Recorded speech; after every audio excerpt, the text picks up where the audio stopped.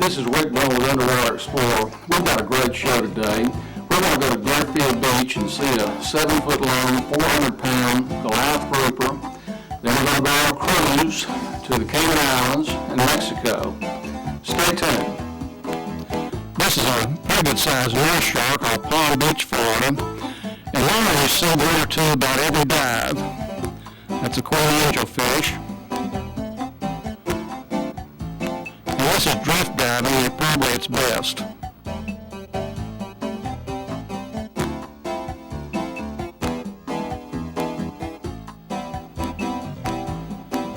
This small reef sits about 3 to 4 feet off the bottom of the sand, and we're swimming perpendicular to it.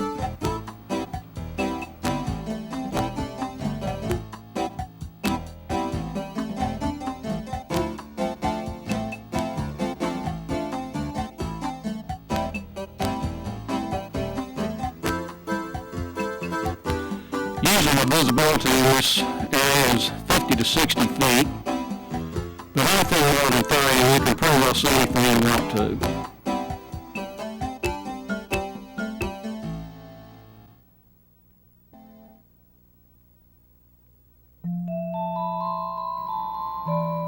Notice the soft coils in the back. That's a French angelfish right in the bottom of your screen. This poor guy had a little trouble with his weight, but he knows if he drops it, he's headed for the surface, so we finally got him situated. These sponges are prevalent all along the bottom of the reef line.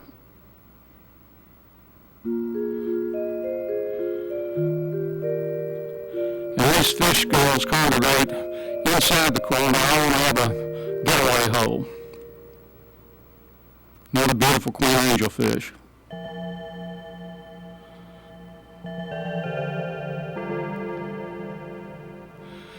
The cable that runs across there is called cable reef, and the cable goes all the way from Palm Beach to the U.S. mainland all the way to Europe, and they have to inspect that cable once a year. Now we're in our dive, and the seas are quite calm and flat. This is Jim Abernathy Scuba in Single Island, Florida. Now we're in Pompano Beach, Florida, and we're getting ready to go on a Island cruise. There's so much waterway in Pompano and Greater Fort Lauderdale area. It's like cruising in Venice of Florida. This is a 37-foot boat.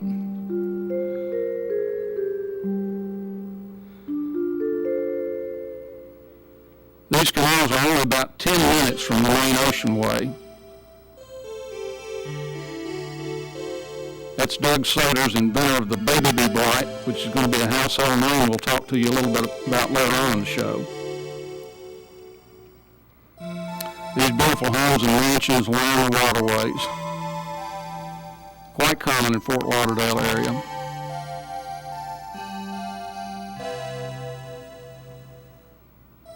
And when we say Greater Fort Lauderdale area, we're talking about Pompano Beach, Deerfield Beach, that area. We're on our cruise, and we're headed to Mexico. We're also going to Jamaica, and then back to Miami. And this cruise had about 3,000 people on board. And what you've got to decide is you want to be around 3,000 people. But some just love to get on a cruise because there's always something to do pretty well every minute of the day. There were 2 pools on board. And this is inside the ship, the elevators. Of course, there's offshore gambling. The food's great. And the pricing is pretty reasonable. Now we're getting ready to offload in Mexico. And this is on the eastern coast of Mexico. They built quite the tourist attraction in this area to accommodate all the huge cruise ships that come by. On average, there are 2 or 3 per day.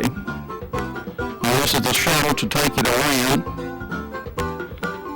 And the cruise runs all these tourist attractions and, of course, tries to get you to participate in all sorts of water-based activities.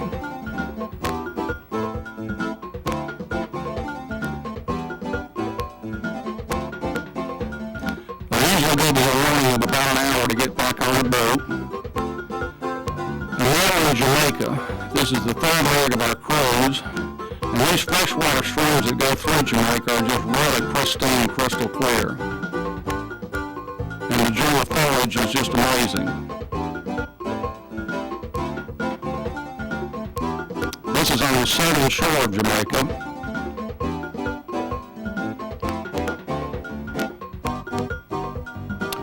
This is one of the state-owned parks in the area.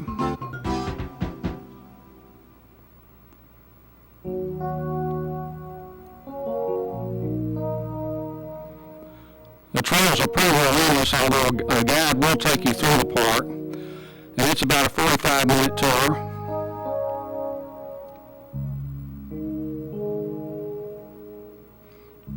And this is the convergence of two freshwater streams. And we'll, of course, head for the ocean. This is the top of a mountainous area in Jamaica.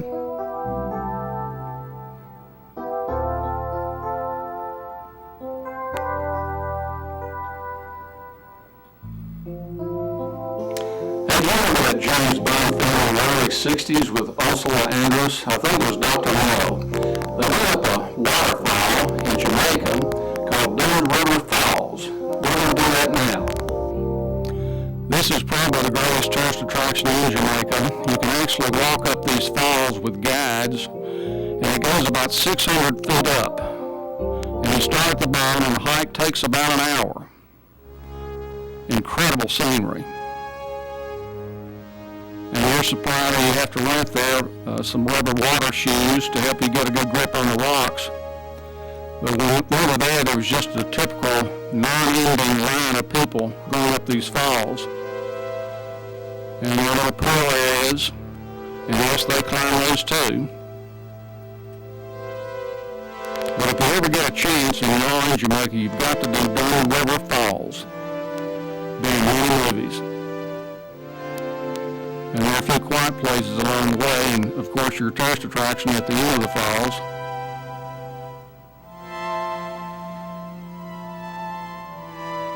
Everything you can imagine made in Jamaica. Very colorful merchandise.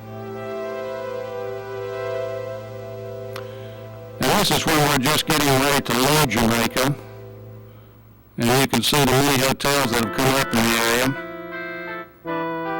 Most recently. And we're really available airline flights to any part of Jamaica that you might want to go to. There's parasailing for anybody that wants to do that.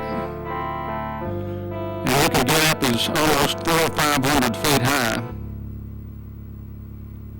And in that particular docking area, there were about 4 or 5 huge cruise ships. And you disembark in the morning about 8 a.m. and then you're back on board about 3 or 4 p.m. and the afternoon sail. Usually it's a sunset sail.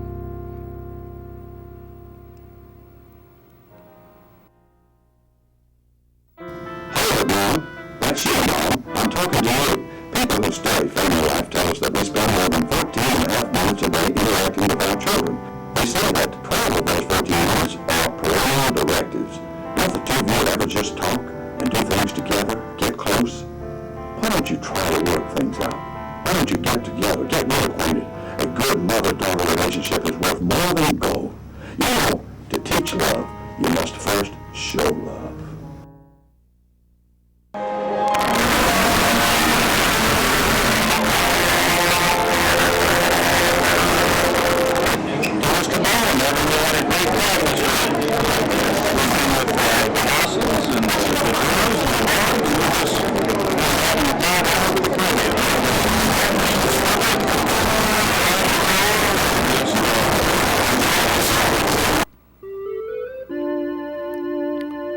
Every evening about 7 o'clock there are about 4 or 5 bands throughout the cruise ship. And you can see the lighting.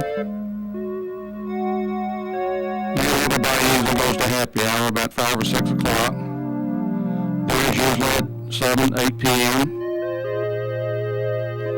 And there are 2 different servants. And the convention's on board.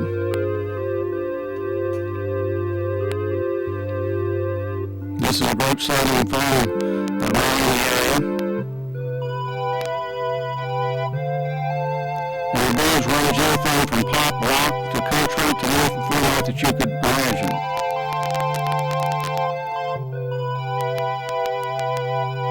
Okay, the cruise was okay, but I'm sure glad to be back in the States.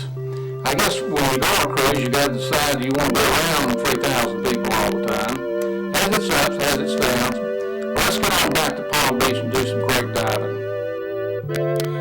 This is the Hilton Hotel swimming pool and beach area in Sea Island, Florida, right directly next door to Palm Beach, Florida. Great diving in this area, been here many times.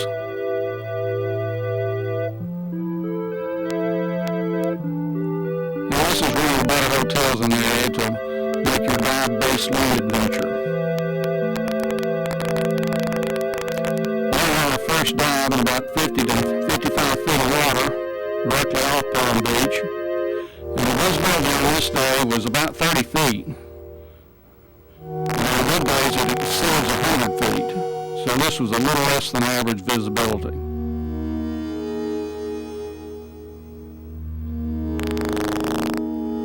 Usually queen angelfish swim in groups of 2. They usually mate for life.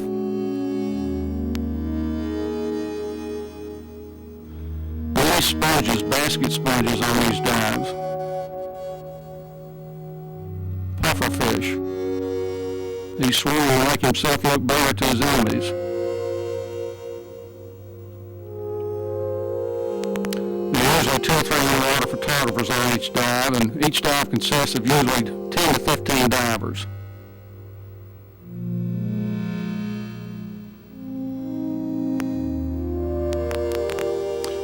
This is in about 65 feet of water.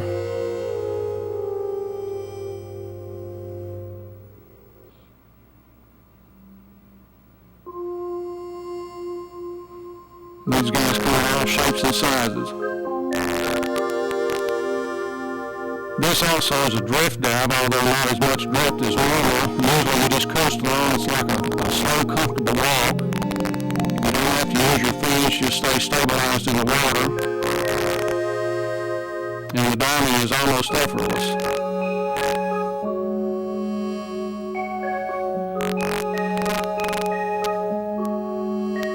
Notice the huge schools of fish.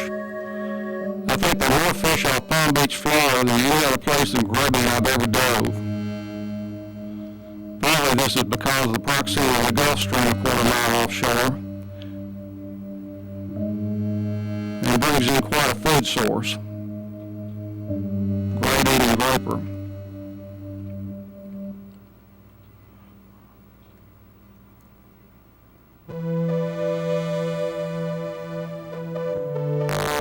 These soft coils constitute habitat for the usually smaller fish.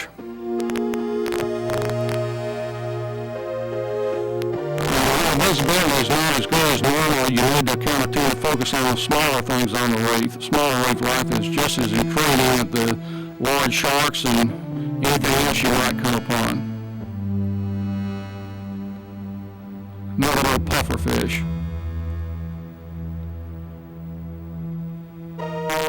Butterfly fish, amply named.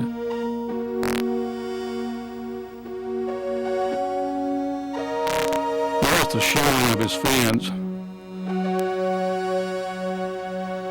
This is a very unusual shark. I've just seen 1 or 2 of these type on any other dive that I've done. This guy just couldn't get away, just following constantly. This is a parrotfish, and you can actually hear them eating the coral.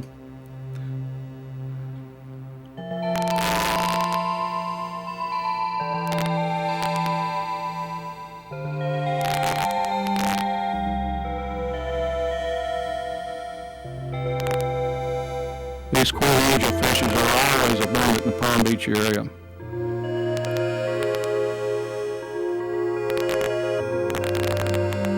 This girl just came out of nowhere right above us. Stayed about 20 feet above us.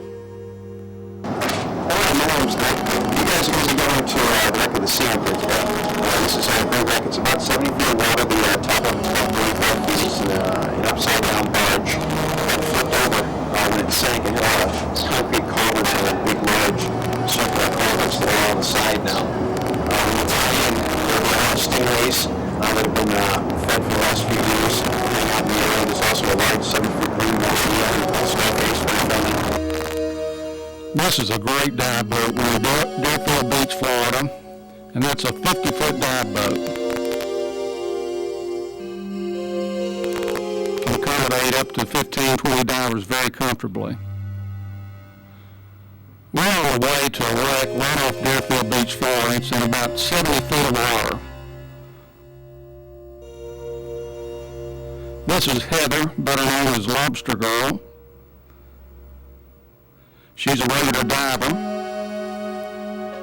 and she dives with Dixie Divers. This is a huge stingray. It is over 4 feet across, and this is the bottom of the wreck. Is I'll say about 70 feet of water, and the visibility on that day was about 35, 40 feet.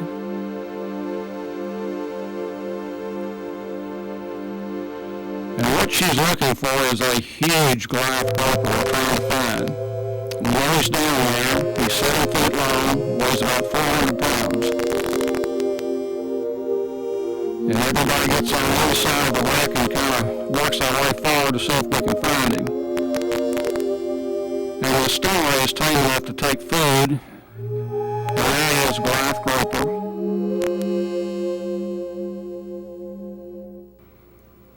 We tried to see how close he'd let us come, but it was never more than about 10 feet. And usually he allows himself to be fed, but apparently not on this dive. And after a while, he just got tired of attention and swam off. And usually he'll swim about 50 or 60 feet away from the wreck and the divers, and then when we're gone, he'll come back to his old hunting space.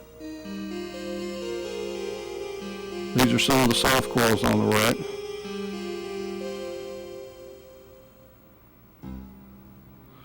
That's a great eating lobster, although we were not there in lobster season. This is on a reef in about 45 feet of water off Deerfield Beach, Florida. And this is almost a continuation of the reef from Palm Beach, goes all the way to Miami in blocks, and these soft coils.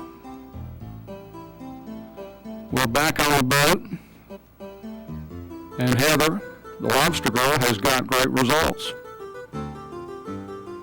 Now we're in Pompano Beach, Florida,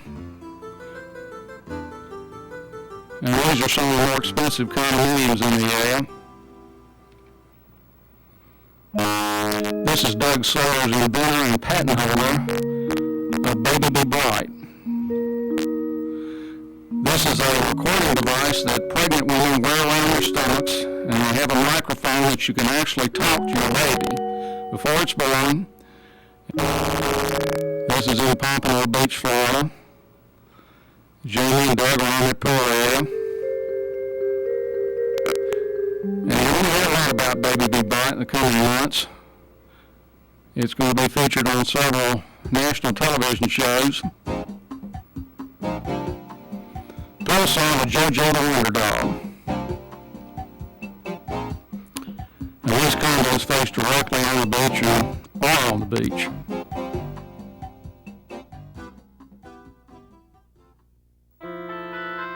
So bad. Have you noticed how many TV commercials have a solution to pain? Doesn't it seem there are too many easy solutions to discomfort, pain, headache? It's almost like you have a right to feel good all the time, right? During the next commercial, why don't you invite your son to listen and explain to him in a quick minute that solutions to stress and discomforts of life, they don't always come in bottles. He looks to you for advice and example. Give him a minute.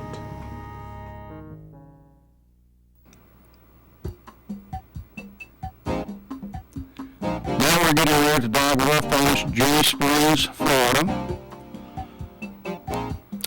This is a cave diver getting ready to go in Jenny Springs. And this is one of the smaller springs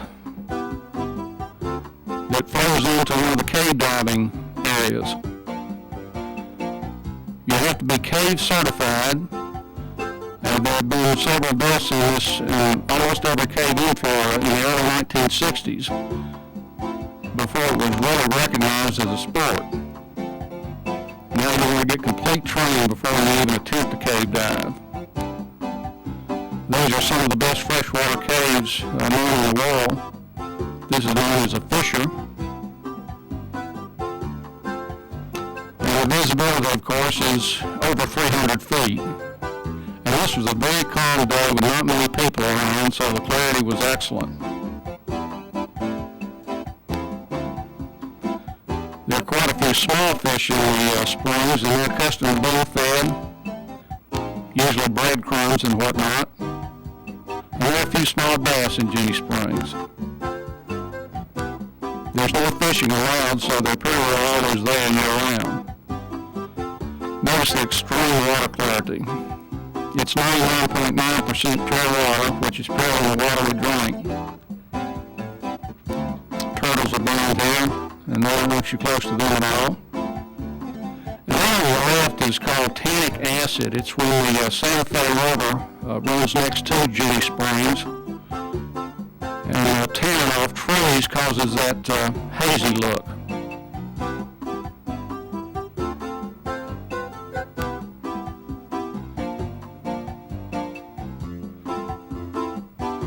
Now we're back in salt water, in about 60 feet of water. Mr. Barracuda is pretty well always present. They're very curious. They'll get right off of you, maybe 4 or 5 feet off of you, and that's as close as they'll come usually.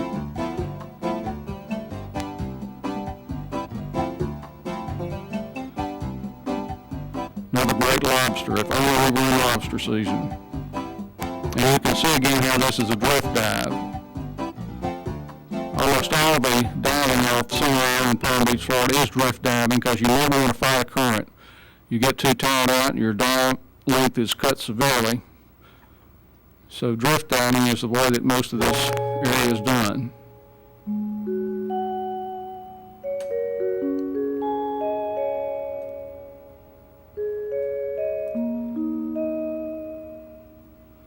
Even the fish drift dive, it appears.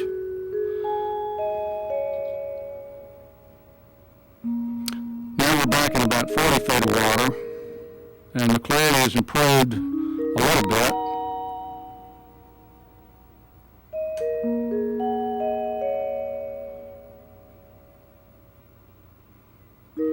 And the clarity, of course, is affected by sunlight.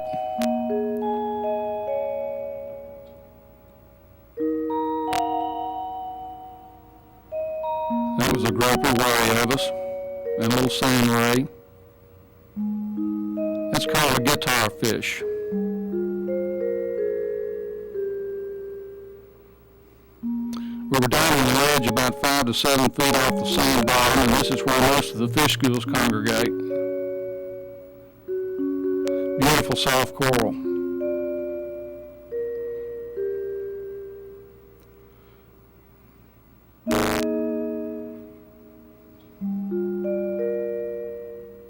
Most of the fish we see are congregated in pairs.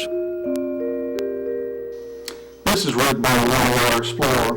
If you're thinking about becoming a certified diver, which is one of the best moves you can ever make, call your local dive shop. It just takes a short while, and you'll be glad you did.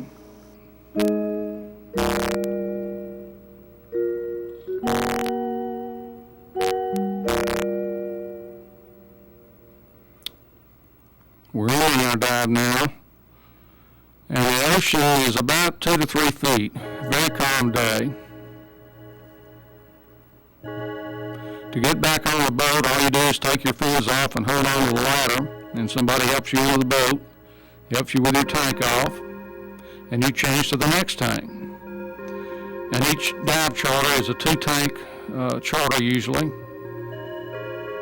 and have morning dives, which usually leave the dock about 10 a.m., come back about 2 p.m., and then an afternoon dive usually leaves about 1 o'clock. We're back at dock headquarters in Knoxville, Tennessee. We're at Louisville Landing, one of the finest boat docks in the area.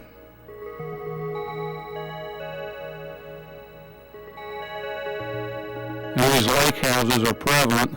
Matter of fact, on the whole lake, I think there's probably 14 lots left in the whole area to purchase.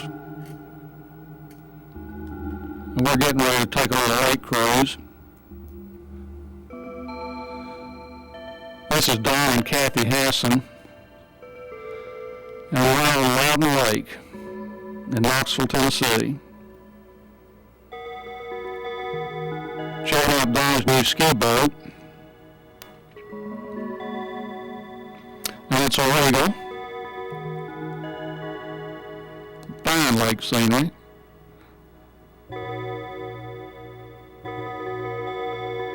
And we're in the middle of a May day. It's about 90 degrees, perfect lake weather.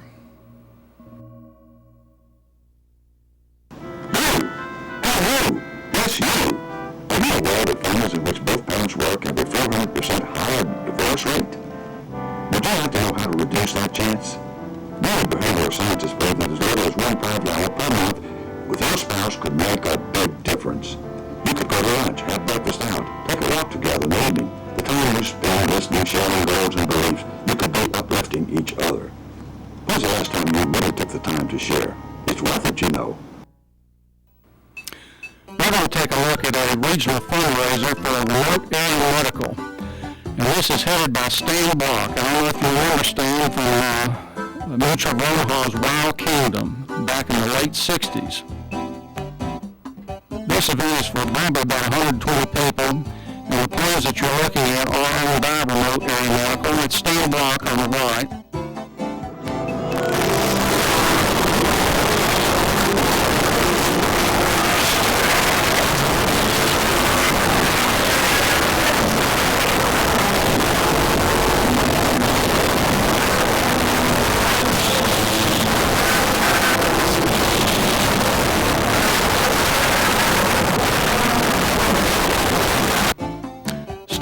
Again, and we've just heard from legendary Marshall Andy Smalls, was the featured singer of this event, and big band sound.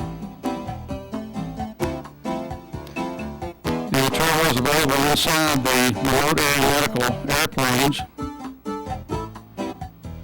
This is Marshall Andy again, and he took center stage for most of the evening, and it was a very successful fundraiser.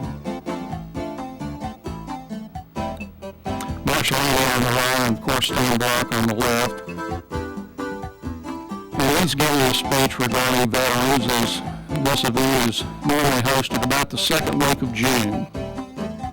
Now, anytime you're able to support Remote Area Medical, please do so. It's a great organization. 100% of the money goes to people that have virtually nothing medical care and eyeglasses. And this is Rick Bonner with NOR Explorer. I'll see you next time.